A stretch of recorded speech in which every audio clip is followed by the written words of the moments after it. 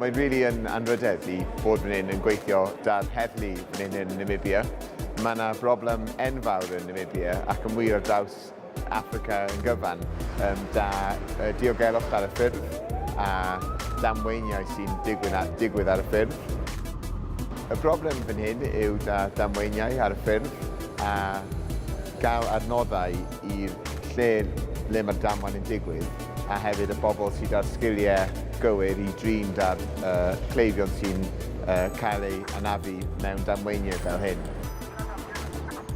Rhan fwyaf o'r amser, y heddlu yw'r bobl gyntaf I cyrraedd llefydd lle mae damweiniau a does ganddyn nhw ddim y sgiliau I delio gyda'r cleifion.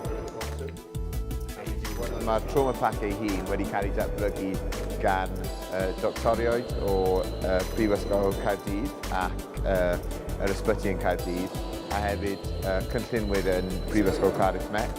Da'n gilydd, dyn ni wedi bod yn gweithio da'n gilydd am y blwyddyn diwetha I datblygu'r pack a nawr dyn ni'n addysgu'r heddlu mas fan hyn yn Namibia.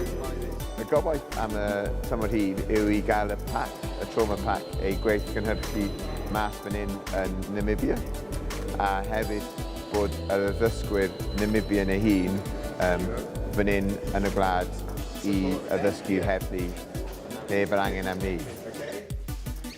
Fi'n credu bod e'n mynd yn dda.